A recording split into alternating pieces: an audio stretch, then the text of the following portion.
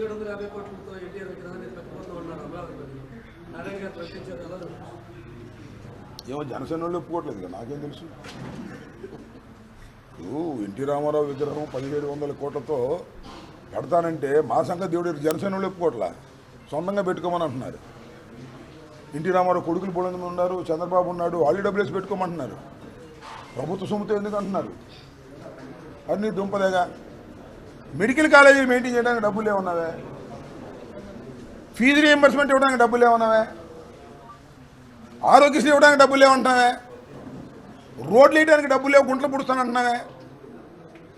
దీనికేమి డబ్బులు లేవు, కానీ ఎన్టీ రామారావు గారు దివ్యమంగళ విగ్రహాన్ని పెట్టడానికి నీకు డబ్బులు వచ్చినాయి గవర్నమెంట్కి. అసలు నీకు అర్హత ఎక్కడుంది? ఎన్టీ రామారావు గారి విగ్రహాన్ని పెట్టేటటువంటి అర్హత లేని మొదటి వ్యక్తి నారా చంద్రబాబు నాయుడు. ఆయన పెడితే ఎలా ఉండాలి తెలుసా? ఎన్టీ రామారావు విగ్రహం ఇలా ఉండి కొద్దిగా వంచి వెనక ఒక కత్తి కూడా పెట్టాలి, అప్పుడు బ్రహ్మాండంగా ఉంటుంది. చంద్రబాబు నాయుడు గారు పెట్టాలనుకుంటున్నటువంటి ఎన్టీ రామారావు గారి విగ్రహానికి ఎన్ని అడుగులు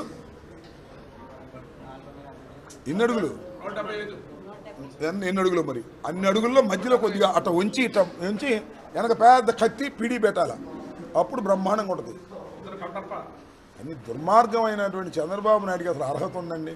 వెన్నుపోటు పొడిచి చంద్రబాబు నాయుడు అధికారంలో ఎన్టీ రామారావు అధికారంలోకి దించేసి చెప్పులేసి, అలాంటి చంద్రబాబు నాయుడు గారికి అసలు ఎన్టీ రామారావు విగ్రహం పెట్టే అర్హత ఉందా? అది కూడా ప్రభుత్వ సొమ్ముతో పెడతారంట. మరి మా సంగతి దేవుడు ఎరుగు. జనసేన వాళ్ళు ఒప్పుకోవట్లా.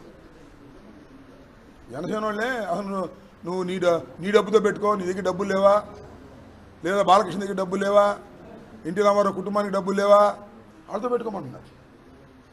ఇది ఉన్న పరిస్థితి. సరే, టైం విల్ డిసైడ్. భారతరత్న ఇవ్వాలన్నాడు, అది మాత్రం మాట్లాడు, సమయం వచ్చినప్పుడు మాట్లాడుతుంటాడు. విగ్రహం అంటాడు, మళ్ళీ ఇప్పుడు ప్రభుత్వ సొమ్ముతో పెట్టాలంటాడు. రకరకాల నాటకాలు ఆడుతున్నాడు చంద్రబాబు నాయుడు గారు. రామారావుని అడ్డం పెట్టుకుని ఓట్లు దండుకోవాలనేటువంటి ప్రయత్నం చేస్తున్నాడు. అదే ప్రజలు నిర్ణయిస్తారు. వాళ్ళు ఊపులో ఉన్నారు, 3 పార్టీలు కలిసినాయి కాబట్టి వాళ్ళకి ఏదో ఊపు వచ్చి గెలిచారు.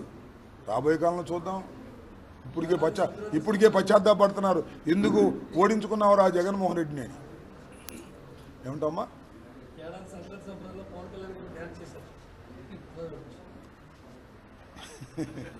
చేశాను, చూశారుగా. ఇంక దాని గురించి డ్యాన్స్ నేను ఈ సంవత్సరం వేయలే, అంతకుముందు కూడా వేసా, అంతకుముందు కూడా వేసా. 4 సంవత్సరాల నుంచి డ్యాన్స్ వేస్తున్నా. అది డ్యాన్స్ కాదు, ఆనంద తాండవం. ఒక కార్యక్రమంలో ఆనంద తాండవం. నేను డ్యాన్సర్ని కాదు, సినిమా యాక్టర్ని కాదు, పొలిటికల్ డ్యాన్సర్ని అంతకంటే కాదు. ఒక చోటే ఉన్నా నేను. పుట్టిన దగ్గర నుంచి చచ్చేంత వరకు రాజశేఖర రెడ్డి అటు ఇటు డ్యాన్స్ వేయలే. ఆ డ్యాన్సర్ని కూడా కాదు. నేను ఎందుకు డ్యాన్స్ వేయవలసి వచ్చింది అంటే, నేను గిరిజనులతో అలా ఊపా 2 సంవత్సరాలు. పాట కూడా ఏం పాడలా. ఊపితే బ్రో అనే సినిమాలు పెట్టేశాడు అన్నయ్య, మా పవన్ అన్నయ్య. వాడు శ్యాంబాబు అని ఒక క్యారెక్టర్ పెట్టాడు. వాడిని తిట్టాడు, నన్ను పెట్టి 5 నిమిషాలు 3 నిమిషాలు. బాగా ఆనందపడ్డాడు. సంబరాల రాంబాబు అన్నాడు. నేను సంబరాల రాంబాబుని కాదు, నేను అట్లాంటి కాదు అలా. ఎస్, నేను సంబరాల రాంబాబుని సంక్రాంతికి అని చెప్పా. సంక్రాంతికి సంబరాలు చేస్తానని చెప్పా. మళ్ళీ పాట రాయించి భోగి దిగి డ్యాన్స్ వేసా. పోయినసారి కాక అంత ముందుసారి. ఇవాళ పొలిటికల్ పాట మిక్స్ చేసి రాయించి పొలిటికల్ సెటైరిక్ పాట డ్యాన్స్ వేసా. ఎంత అద్భుతంగా చూశారయ్యా జనం, ఎంత అద్భుతంగా చూశారు. రాంబాబు గారు పాట 100కి 100 పాళ్ళు కరెక్ట్. దానిలోనే ఉంది. రెడ్ బుక్ నా కుక్క కూడా లెక్క చేయదు. వైఎస్ఆర్ కాంగ్రెస్ పార్టీ వాళ్ళ కుక్క కూడా లెక్క చేయదని చెప్పి దానిలో చివరిలో మొట్టమొదటి నుంచి ఆ పాటకి అర్థంతో కూడినటువంటి విషయాలు రాయించా, దగ్గరుండి రాయించా. భోగి సందర్భంగా వేసా. కడవ సినిమాలు హిట్టో లేదో తెలియదు, కానీ నాది మాత్రం అద్భుతంగా చూశారు. ఆ డ్యాన్స్ 5 నిమిషాల 3 సెకండ్లు అద్భుతంగా చూశారు జనం. మళ్ళీ రిపీటెడ్గా పెట్టుకుంటున్నారు. లక్షల కోట్ల మంది చూశారు. అంటే దీనిలో వాస్తవం ఉంది అని. పొలిటీషియన్ డ్యాన్స్ వేస్తాడు అని నిరూపించా. కేవలం పవన్ కళ్యాణ్ గారే డ్యాన్స్ వేయడు డబ్బులు తీసుకుని. నేను డబ్బులు కట్టుబడి నేను డ్యాన్స్ చేశా పొలిటికల్గా. సో ఈ డ్యాన్స్ చేయడానికి కారణం పవన్ కళ్యాణ్ గారే.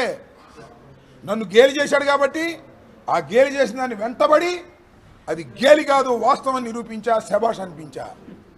అది నా తత్వం. అదని కూడా ఈ సందర్భంగా దేనికి భయపడను, రెడ్ బుక్కి భయపడను, ట్రోల్ చేసినా భయపడను, సినిమాలో నా క్యారెక్టర్ పెట్టి బూతులు తిట్టినా భయపడను. దేనికి భయపడని వ్యక్తి రాజశేఖర రెడ్డి శిష్యుడు, జగన్మోహన్ రెడ్డి సహచరుడు, అంబటి రాంబాబు అని గుర్తుపెట్టుకోండి. That's all.